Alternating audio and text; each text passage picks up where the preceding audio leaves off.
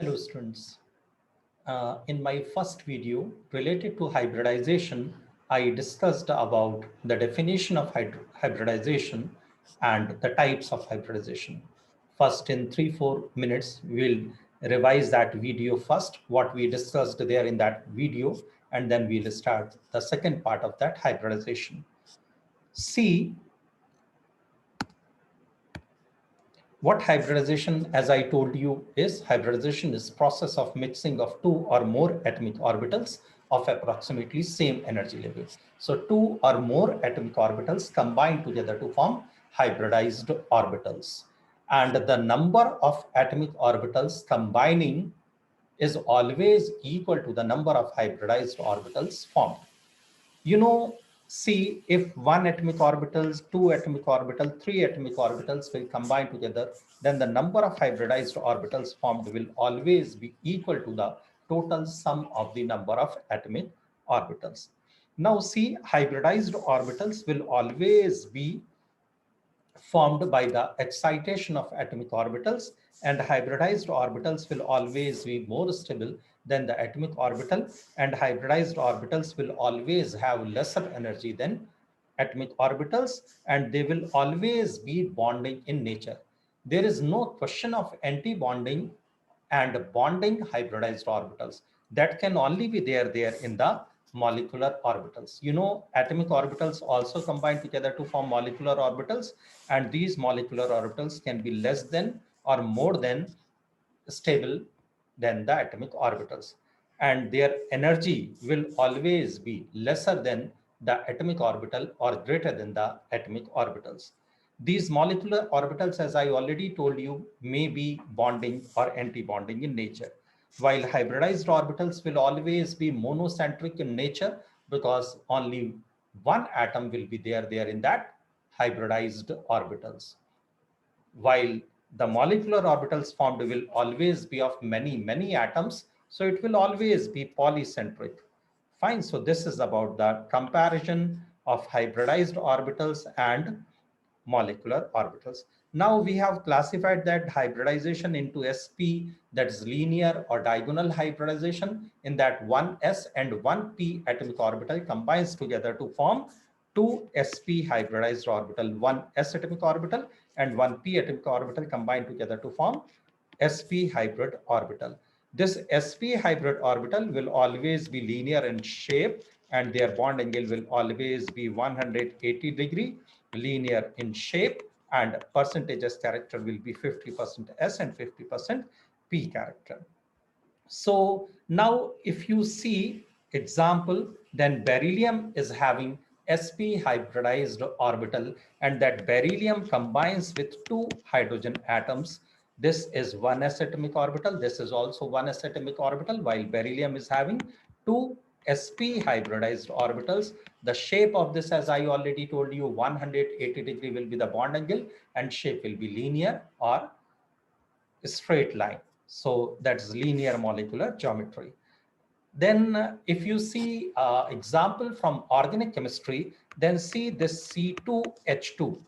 In this C2H2, this carbon is having two sigma bonds. Two sigma bonds means sp hybridization. That sp hybridization will also be linear in shape, and bond angle will be 180-degree, and same percentage S character will be 50 and percentage P character will also be 50. In this way, C2H2 can be, that is ethyne or acetylene, can be considered as example of this sp hybridization. Here, in case of acetylene, carbon will be having 1s atomic orbital, and then two sp hybridized orbitals and 2p atomic orbitals.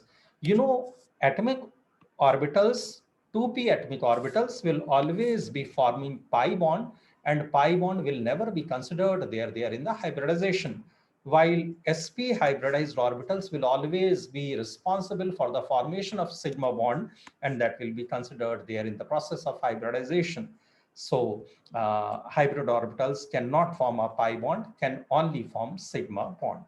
If you see the electron dot structure of acetylene, it will be like this, and that was given by Lewis electron dot structure, that is also known as Lewis electron structure because it was given by Lewis. While this is Cooper's graphical formula because it was given by Cooper. And bond length of the CH bond will be 106 pm, and the bond length of CC bond in C triple bond C will always be 120.3 picometer. Then second example of this hybridization will be sp2 or planar hybridization. There 1s and 2p atomic orbitals combine together to form 3sp2 hybridized orbital. This sp2 hybridization will be shown by boron C, beryllium 4, boron 5, carbon 6, nitrogen 7, oxygen 8, fluorine 9, chlorine 17, bromine 35, iodine 53. This oxygen sulfur is 16, phosphorus is 15. See here,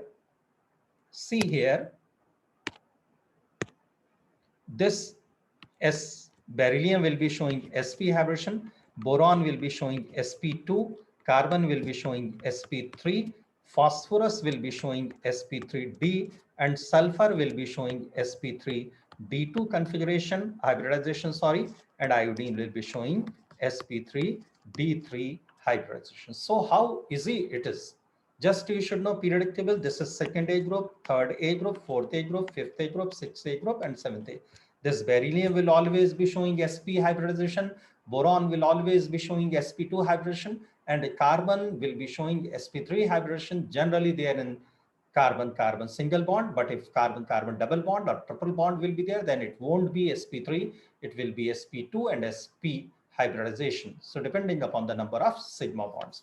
Then phosphorus will always show sp3 dehybridization, and sulfur will always show sp3d2 hybridization, and iodine will always show sp3d3 hybridization. Now see this, as I already told you, this boron is an example of sp2, that is planar hybridization. So 1s and 2p atomic orbitals combine together to form 3, 1, 2, and 3 sp2 hybridized orbital. Their shape will be planar. Their shape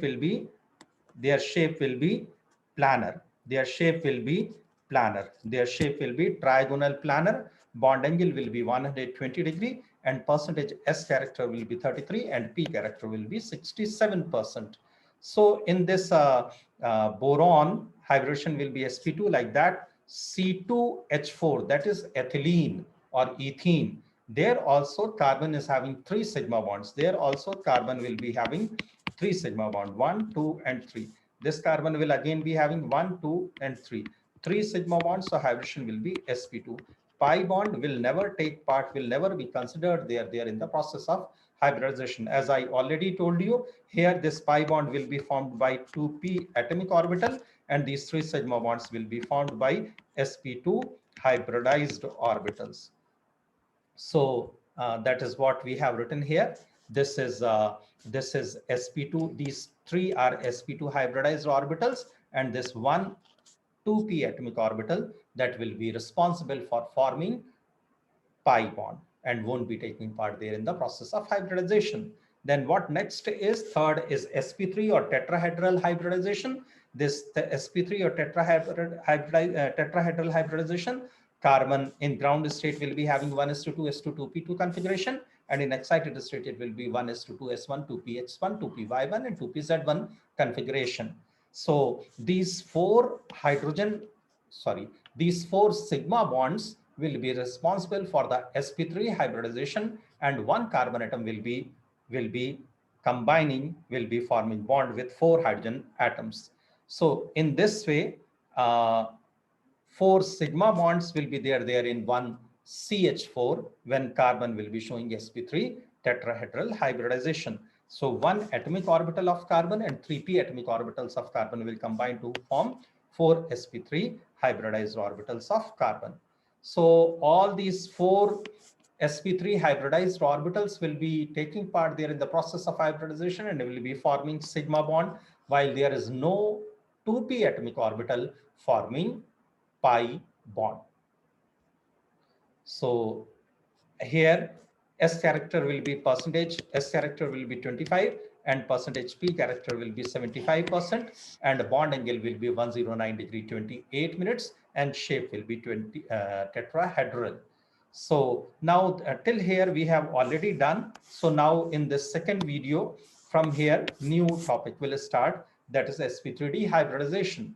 You know, in sp3d hybridization itself, here everything is written 1s 3p and 1d atomic orbitals combined together to form sp3d hybridized orbital.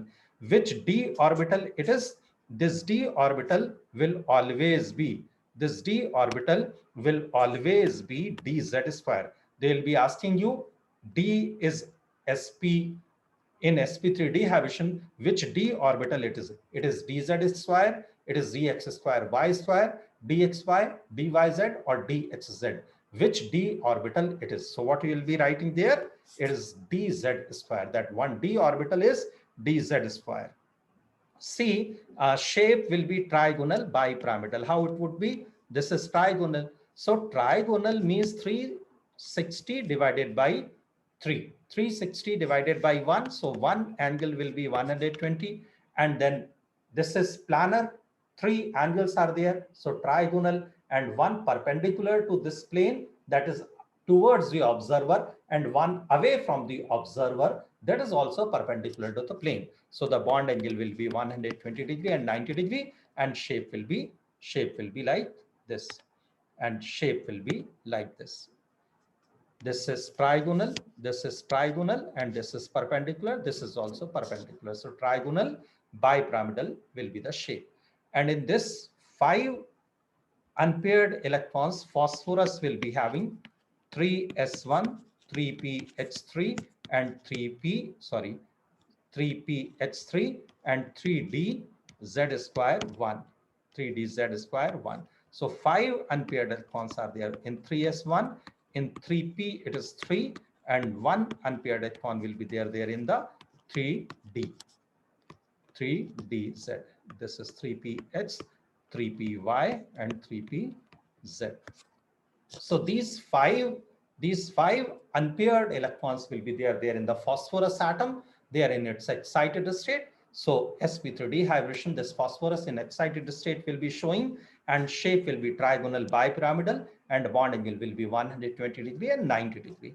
So this is about sp3d hybridization. Now sp3d2 hybridization, which element will be showing this sp3d2 hybridization? That is phosphorus in sf6. 1s, 3p, and 2d atomic orbitals will combine together to form sp3d2 hybridized orbital. 6 sp3d2 hybridized orbitals will be formed. These two d orbitals which are taking part there in this sp3d2 hybridization will always be dz square and dh square y square. And the geometry of this sp3d2 will always be octahedral. What geometry it is? It is octahedral. See, these 4, this is 360. 360 divided by 4 will be 90 degree. 360 divided by 4 will be 90 degree. This will be there on the same plane, and one will be there towards the observer, perpendicular to that plane, and one will be away from the observer, again perpendicular to the plane. So these two perpendiculars will always be forming 90 degree, and 360 divided by 4, that is there on the same plane, will also be forming 90 degree. So bond angle will be 90 degree, and shape will be octahedral geometry. And what important these two orbitals are? These two d orbitals are dz square and dh square y square. This will be the shape.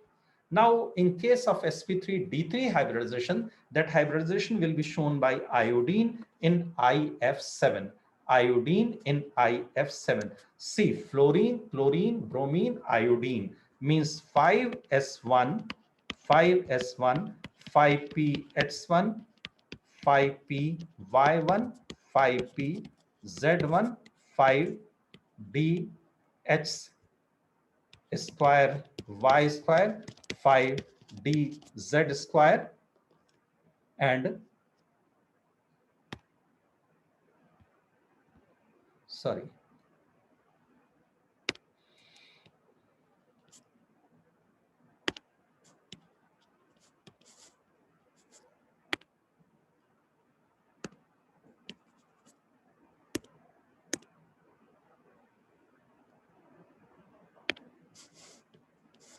This won't be 5dx square. This won't be 5dx square, 5dx square or 5dz square. This will be 5dxy, 5dyz, and 5dxz. Non-square d orbitals, non-square d orbitals will be taking part there in this sp3d3 hybridization. So in this way, shape of the IF7 will be like this: pentagonal. Pentagonal means 360 divided by 5, that would be 72 degree, and 1, this will be there on the same plane. For all these 5 F will be there on the same plane.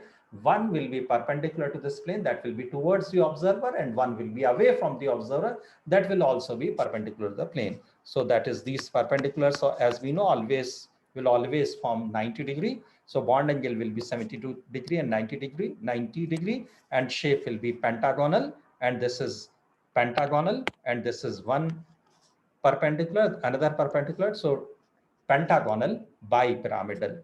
So this is about the shape of the, this is about the shape of the IF7 molecule. So this is like this. How you will calculate hybridization? So formula is there to calculate hybridization. To calculate hybridization, formula is there. H is equal to SA plus half G minus V plus minus E. What this is number of surrounding atoms. What this is, number of hybridized orbital. What SA is, number of surrounding atom. What G is, number of valence electron. What V is valency, and what E is charge. If charge is +2, then you will be writing -2. And if charge is -2, then you will be writing +2, just opposite sign. So plus minus E means plus minus charge. Now see, if you want to calculate hybridization of iodine in IF7, let's see in IF7 what hybridization this iodine will be showing. How many surrounding atoms of this iodine is there? 7. So surrounding atom will be 7. How many valence electrons are there? There in case of iodine, iodine is having 7 valence electrons. Iodine is having 7 valence electrons minus V. V means valency. If you want to calculate valency of iodine, you need to check what surrounding atoms, how many surrounding atoms and what valency those surrounding atoms are showing, that you should know. This fluorine we know is monovalent. Its valency is always 1. And how many fluorines are there? 7. So this is valency now. So 7. Why 7? Because 7 fluorine atoms are there, and each fluorine is having valency 1. What charge this IF7 is having? 0. So need not to write anything. 7 minus 7 will be 0. 0 into half, 0. 0 plus 7, 7. What's the meaning of 7? 7 means sp3d3. Now take one more example. There we'll understand this all. We'll take one more. See, IF5. In IF5, what hybridization iodine is showing?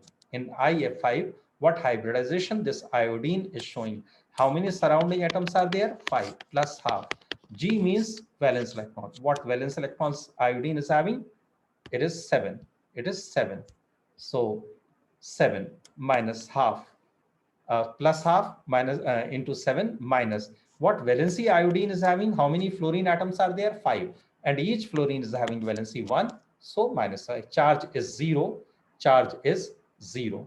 Charge is 0. So 7 minus 5 is 2 into half. 1 plus 5, 6. So hybridization will be sp3d2.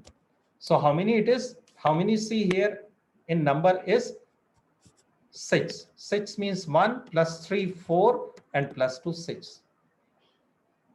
Here, number of hybridized orbital is 6. Number of hybridized orbital is 6.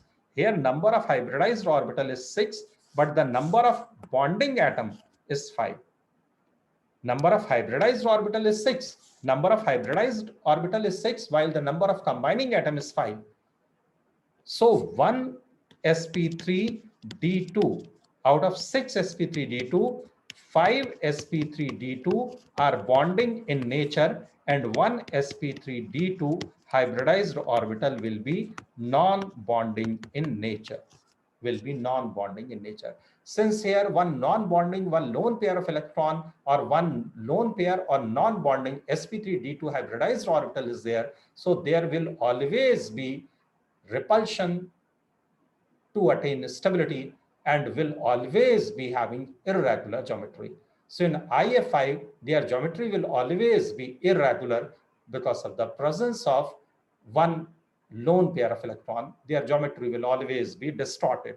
So in this way, you can use this method to calculate, to come to know about the hybridization shown by an element there in any specific molecule. I'll take one more example.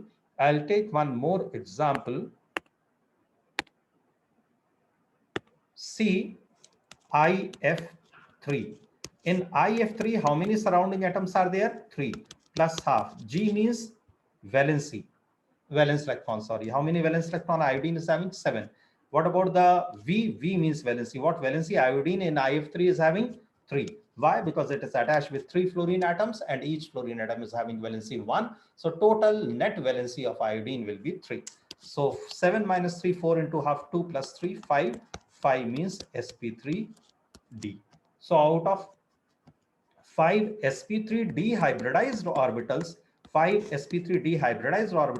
bonding atoms are only 3 in number. So 3 sp3d hybridized orbital will be bonding in nature and remaining 2 sp3d hybridized orbital will be non-bonding in nature.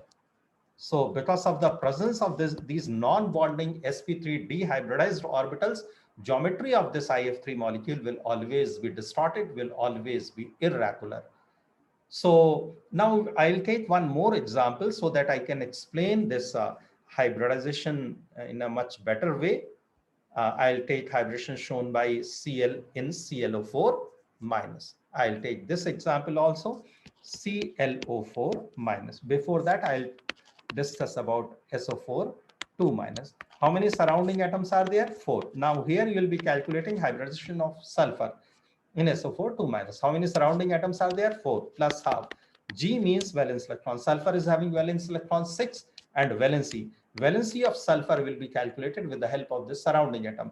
What the valency of oxygen atom is having? 2. And how many oxygen atoms are there? 4. So 2 4s are 8. And what about the charge? Charge here is minus 2. So you will be writing here plus 2. 6 plus 2, 8 minus 8, 0 into half, 0 plus 4, 4. So hybridization shown by sulfur in SO4 2 minus will be sp3. In this way, you can calculate hybridization of any species. Here, see, here ClO4 minus is there, that is perchlorate. That is perchlorate. So C surrounding atoms of this Cl is 4 plus half. G means valence electrons. V means valency. Here valency will be 2 4s are 8. So valency of chlorine will be 8. Charge is minus 1. So you'll be writing here plus 1. 7 plus 1. 8 minus 8, 0 into half, 0 plus 4, 4. So hybridization will be sp3. In this way, you can calculate hybridization of any species very easily. Fine. Very easily, you can calculate hybridization of any species. Now see, CO2 is, this question was there in your IIT JEE or NEET examination. CO2 is isostructural. CO2 is isostructural to HgCl2, SnCl2, CH triple bond CH, and NO2. What's the right answer? So answer correct is A, HgCl2, because HgCl2 is sp hybridized and carbon in CO2 is also 1 sigma, 1 sigma, 2 sigma, 2 sigma means sp. So the hybridization shown by carbon in CO2 and the hybridization shown by Hg in HgCl2 is same. So they will be isostructural. CO2 is also showing sp, SnCl2 will be showing sp2, ZnCl2 will be showing sp. But here ZnCl2 is not there. So the answer is HgCl2. Fine. So now this is all about hybridization. And one more very, very important, this was general study of hybridization. Now we'll be talking about the exceptional. Examples of hybridization. See, this we will be doing there in the next video. Fine. Thank you very much. Thank you.